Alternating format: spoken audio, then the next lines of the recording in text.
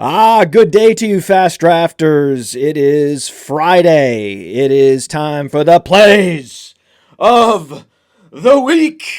Woo! Yes, need an applause line there. Like, we get an applause line. Anyone?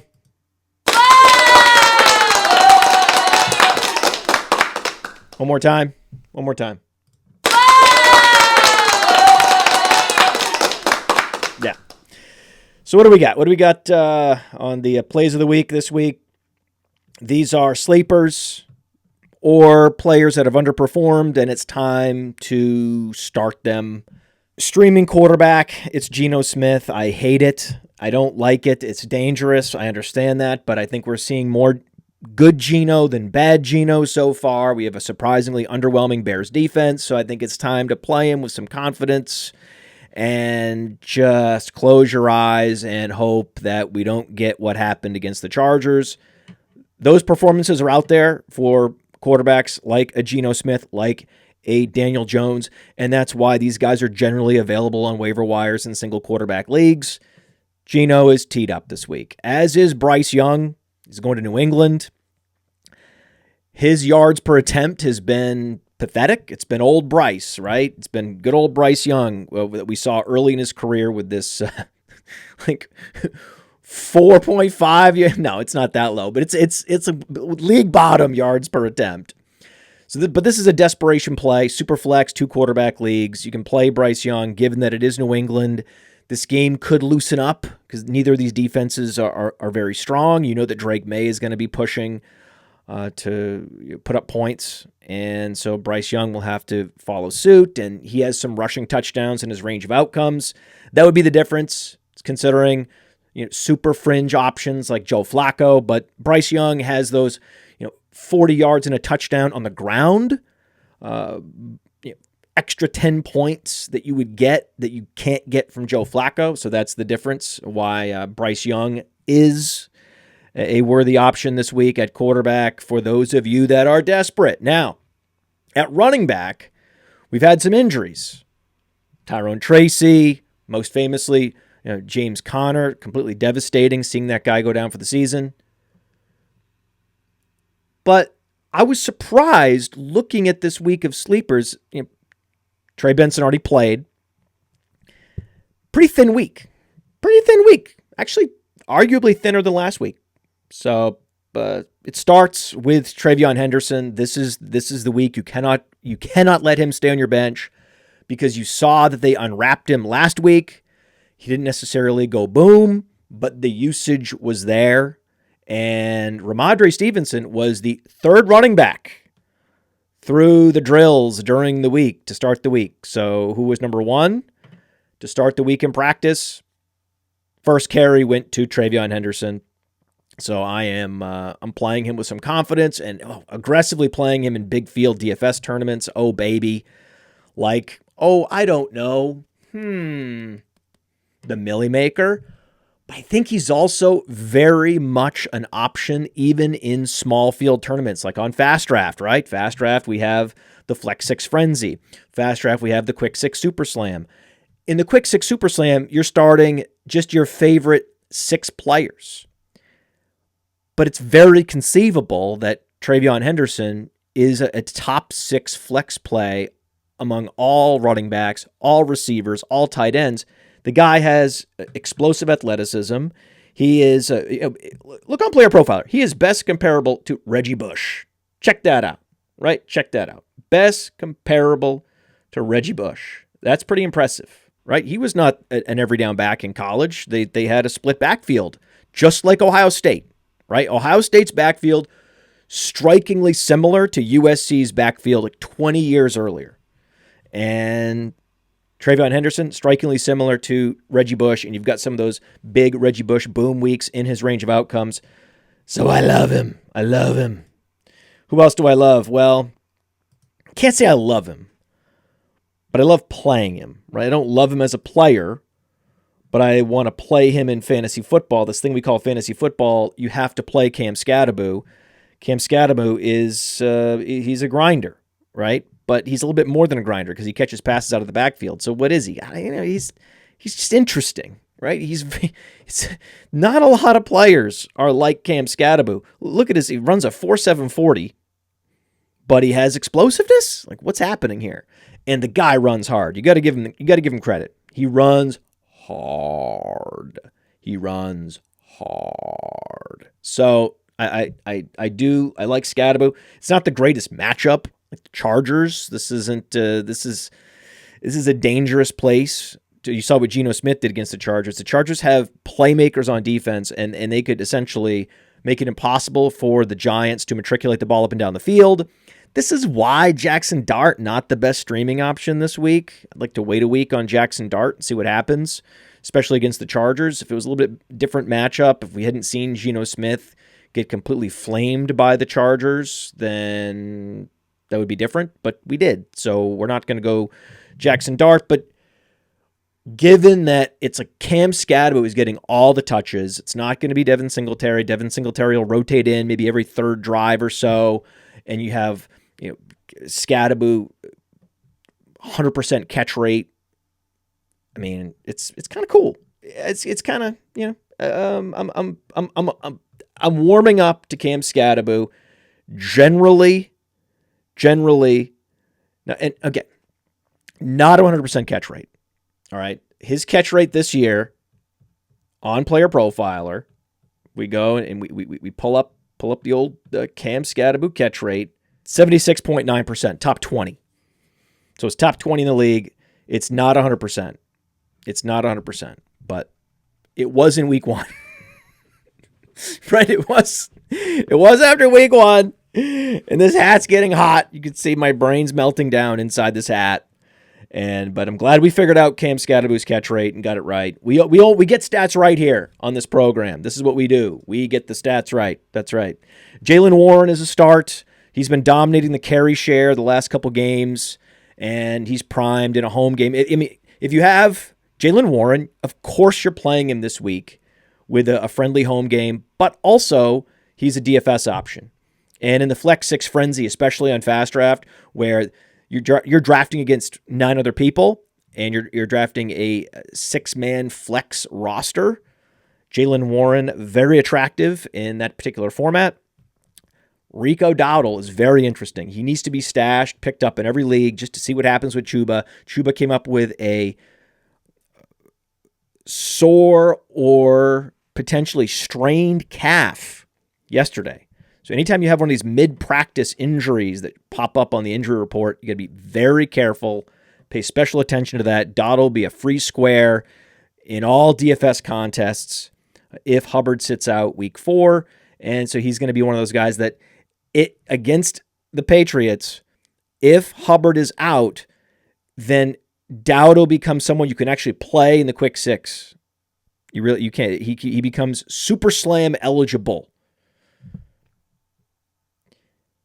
Chris Rodriguez is another option. Now, Chris Rodriguez, he actually dominated the backfield a little bit, right? It was close. The snap shares were very close, but he was the leader in snaps and touches in that backfield. Last week, he's flex-worthy in very deep leagues, even if Mariota starts.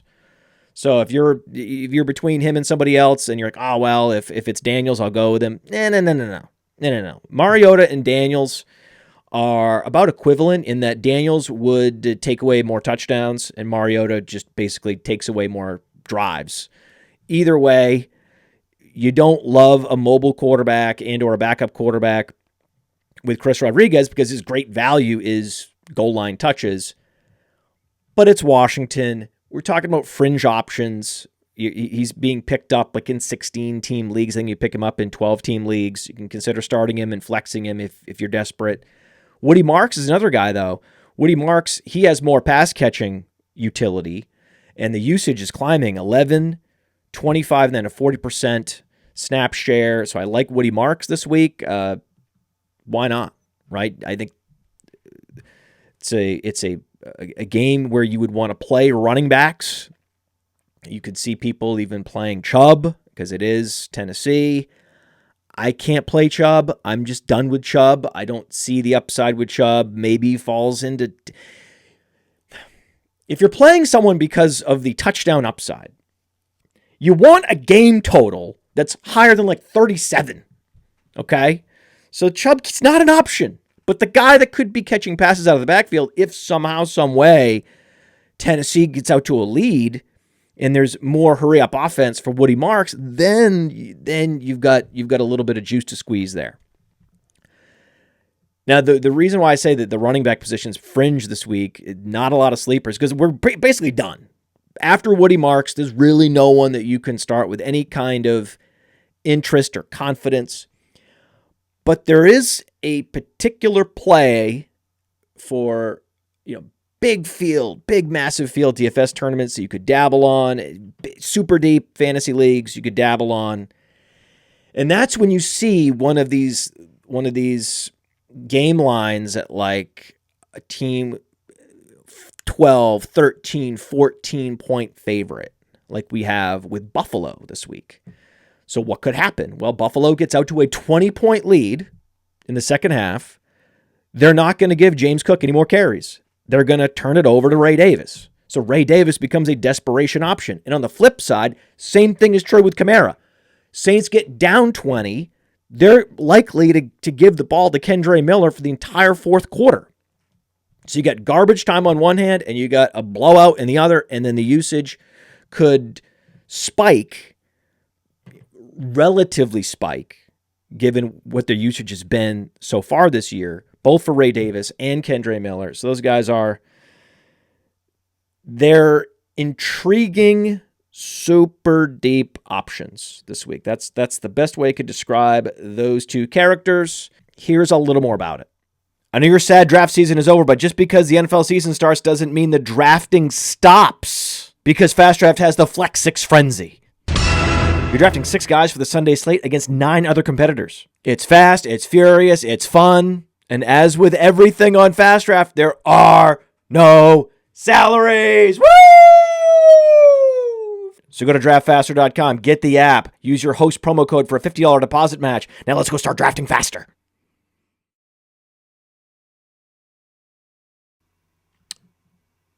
So the real exciting position to talk about this week is not running back, it's wide receiver. Wide receivers got a lot going on. So Tet McMillan has been generally disappointing. This is the week to play him. The Carolina Panthers are in a great spot in that they're underdogs against a team that does not have a super strong secondary or defense overall. That's the perfect scenario to play. We talked about Bryce Young, to play Tet McMillan. So we have the game environment we want. Super fringe, Xavier Legette could even have a game. So he's a consideration I've seen him being played in DFS tournaments, big field DFS tournaments. Legette's not an option in the fast draft tournaments. The field sizes just don't justify it. I don't like Legette, but this would be the week to play him.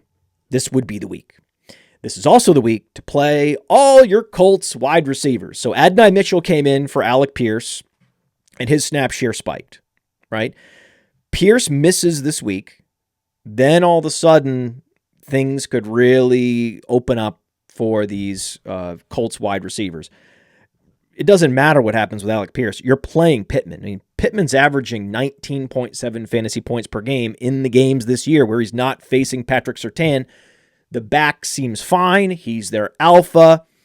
Josh Downs is only getting like a 50% snap share, and it didn't move last week because Adonai Mitchell came in as a 1-for-1 replacement for Alec Pierce, except he's not a 1-for-1 replacement. He's a 1.5-to-1 replacement because Adonai Mitchell's a better player. So this is perfect. This is exactly what you want. This is everything you want. Week 4, right? It's got a 49.5 point total, and you're playing all your Colts receivers. There's even an argument to play more Mitchell than Downs, which is just great. Can't believe we're here, but we are. Don't forget about Matthew Golden. He's been disappointing. I understand that. Some rookie receivers have been disappointing this year. Well, most of them. I mean, we're not saying start Kyle Williams, are we? Right? But we are saying start Matthew Golden, start Tet McMillan. Week 4, you're going to have some rookies start to figure it out. The Packers have figured out they need to consolidate their target distribution. Dallas is on the schedule, which is just perfect. They're going to score a lot of points. So a big implied total for the Packers. Matthew Golden's going to get a piece of that. Big implied total for the Bills. Keon Coleman's going to get a big piece of that. Super efficient so far this year. Only produced in week 1. People forget about him. He gets benched. You can't bench him this week. Cannot. Right? Marquise Brown, 27 targets. He's ranked number 8 in the NFL. And he's headed into a high game total matchup against Baltimore. Many will not play him because, Xavier Worthy's returning. He's got a harness. I want to see what Xavier Worthy can do playing in that harness. Worthy will send Thornton to the bench. It's not going to affect Marquise Brown much. So last time I checked, Xavier Worthy was on the team and was active when Brown had 10-plus targets in week 1 and smashed. So this is one of those things where it's like you have Coleman, you have Brown. These are receivers that have underwhelmed, especially the last 2 weeks. And then you start getting gun shy. You start getting hesitant. But that's the thing with receivers. They're very volatile week to week. Any given receiver, even the best receivers in the league, can have 2 dud weeks in a row. It's just it's the life of a receiver where that is dependent on a quarterback having the time to throw and then delivering the football on time to them in a catchable position. So it's a lot of this volatility that wide receivers suffer. It's a lot of it's out of their control. Rashid Shaheed, he's a great football player. Okay, 4 red zone targets so far this year, and again they're going to be in major comeback mode against the Bills. So I think Rashid Shaheed is a fun play. He's a fun garbage time play. The reason why I particularly like talking about receivers this week is because there is a lot of garbage time options.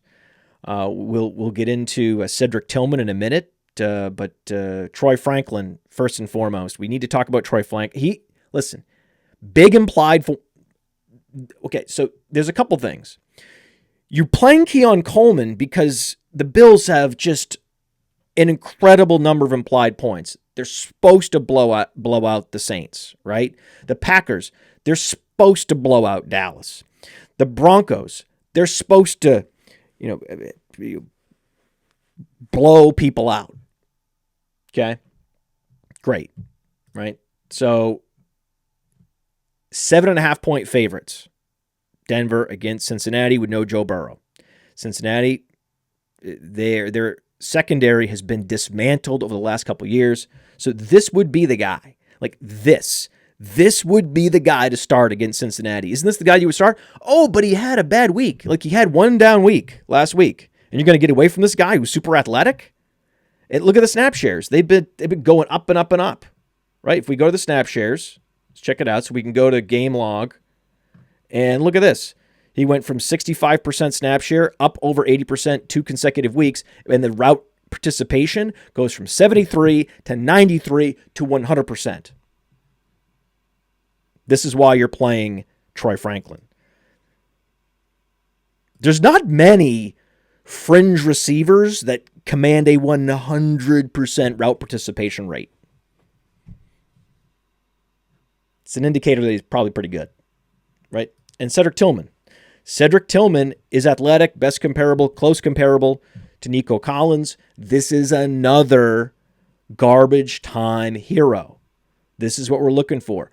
Where you're playing some of these receivers that are going to be they're going to score in the first half, right? So if Buffalo is blowing out New Orleans, if Denver is blowing out Cincinnati, if we talked about Green Bay blowing out Dallas. Like if these things happen, there's going to be a lot of points scored in the first half, and these receivers are going to get a piece of that.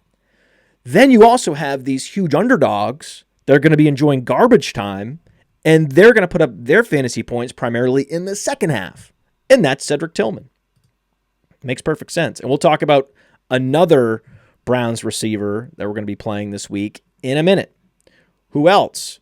Well, Luke McCaffrey is very interesting. Luke McCaffrey is an athlete. Okay, so if you look at his athleticism on Player Profile, we're talking about like 77th percentile speed, 96th percentile agility, and he had a big play touchdown last week, and he was the beneficiary of the opened up route inventory, whether it be Alec Pierce, whether it be Terry McLaurin. Someone has to come in and run those routes. Okay, we'll talk about who's going to run those CeeDee Lamb routes in a minute. Well, it was Luke McCaffrey that came in. Okay, and yes, Noah Brown technically, Noah Brown is the guy next in line on the depth chart. I understand that. But the guy that came in and actually commanded the football, commanded something I like to call the football, was actually Luke McCaffrey. And Luke McCaffrey is younger. He has a better athletic profile, and he's already had more big plays than Noah Brown. And if you're going to place a bet on someone coming in for Scary Terry, because Scary Terry has this super mysterious core muscle leg, so it's like, oh, is it a hamstring? Is it a quad? Oh, I don't know. It's a leg. Oh, no, it's the core muscle. Is it a groin? So I think it's like the hamstring running through the quad, through the groin. I think he has I think his whole body is strained is what I think is happening. So I don't think he's playing, and it's going to be McCaffrey enjoying the most or uptick in usage. But in these super deep leagues, super desperation mode, McCaffrey might already be picked up. You need someone to flex. You need someone at your wide receiver 4 or 5 position. Noah Brown isn't crazy either. If it's Mariota, though, no. No Noah Brown. Under any circumstances, if it's Mariota. But even if it's Mariota, I could see playing a little McCaffrey. Kind of like it. Worked out last week. In Dallas, we have Jalen Tolbert. Jalen Tolbert, also interesting, right? So Jalen Tolbert, not a bad athlete, right? He's got enough athleticism across the board. He's actually a close comparable to Adam Thielen. Like he is a comparable to Adam Thielen, similar to how Tillman is a comparable to Nico Collins. And yet these guys, their production isn't close, right? It's like one guy's a star, the other guy's not at all. Except that a guy like Jalen Tolbert gets an opportunity. He was a mega producer in college. Took him a while to pick up the playbook at the professional level. Really struggled. And he's starting to figure it out. And he was the one that was getting the big uptick in usage and is going to be running that CeeDee Lamb route tree. So I think stranger things have happened than Jalen Tolbert, especially, again, if the Packers get up big, enjoying some garbage time. Production just makes perfect sense. Makes perfect sense.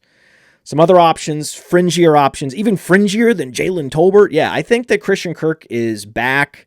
The Houston line is a mess. Stroud is desperate, and he needs a safety valve that's better than Dalton Schultz. I think that Christian Kirk is perfectly suited to produce in Houston. Hate the game total, right? The 37-point game total makes me not feel good about playing Christian Kirk, but I know that the role is exactly what is required in a game like this, and he's going to get targets, and so he's playable. Kendrick Bourne. Jennings has been sitting out practice. This may be management, or it's real. We don't know. We'll have more information later in the day on Friday, heading into the weekend. If Jennings doesn't play, Kendrick Bourne with Purdy under center is interesting because he's just the next man up. It's his next man up, and defenses are going to start to adjust, and they're going to start to really stack him up against Pearsall, and that'll open up Bourne for even more targets. So that is just a target conservation play against Jacksonville. These Jacksonville games have been dragged into the mud, so I don't even love that aspect of it either. But again, free square, starting receiver if Jennings sits, Kendrick Bourne. And Kayshon Boutte. I mean, Kendrick Bourne and Kayshon Boutte are the same guy, right? They are the same guy. They get the same draft capital. Kendrick Bourne was Boutte in New England, and now Kendrick Bourne is Boutte in San Francisco, and Boutte is Boutte. He's actually running more routes than Diggs. Has the dream matchup against Carolina. It's a nice, healthy dose of implied points assigned to New England this week. Kayshon Boutte could get a piece of that booty. Tight end. Let's talk about who we're playing at tight end. I got 3 tight ends for you this week. Sometimes I have 4. Sometimes I have 3. This week it's 3. Yeah, the receivers are the very interesting position this week. Well, I don't think we're going to find a plays of the week where we have this many interesting fringe sleeper receivers. Very cool. Very cool. So in DFS, what does that mean? That means you can pay up a little bit more at running back and dabble on some of these receivers that all have 20-point upside in their range of outcomes. David Njoku this week at Ford Field. I mean, I think the Lions, didn't they just give up 27 fantasy points to Mark Andrews? I mean, or the corpse of Mark Andrews. I mean, correct me if I'm wrong. Let me know in the comments. Pretty sure that was the same team that fueled the Mark Andrews renaissance, the resurrection, if you will. The resurrection is really what it was. Now, if Colston Loveland is out, and it's looking like he's moving in that direction, 2 straight missed practices with this hip injury. I love when the coaches come out and say, he's fine. And then the practice reports come out, and it's like, no, he's not fine. He's not fine, man. He's not fine. Not that anyone's playing Loveland. Tyler Warren was the play all along. If you must draft a rookie tight end in any format, had to be Tyler Warren. I remember a lot of Dynasty Leaguers in particular had Warren and Loveland on par, if not Loveland ahead, which never made any sense at all. It's all about Cole Kmet this week. If Loveland sits, Cole Kmet is he's kind of interesting. Like he's kind of exciting. Number 1 athletic profile in his draft class because he's huge and he's explosive. And if we look back at his season stats, he has a 700-yard season on his resume where he was the tight end 9 in fantasy points per game. So Cole Kmet can do it. He's proven he can do it. He just needs the opportunity, and this is the week where opportunity is knocking. And let's go ahead and open the door for Cole Kmet. Opportunity also knocking for Mike Gesicki. Now, it would be a smash if Burrow was under center and Fant was out with a concussion, but regardless, if Gesicki comes in, again, with potential garbage time against Denver, I mean, what does Denver do? Denver siphons targets to the middle of the field because their outside corners are just so suffocating. Who's in the middle of the field for Cincinnati? Oh, it's Mike Gesicki, and it's only Mike Gesicki this week. So I think you're going to get a bunch of targets, 5+ targets for Gesicki. I think that's very, very reasonable, if not likely, and I would play him over likely. Oh, you see what I did there? Did you? Anyone see what I did there? Good.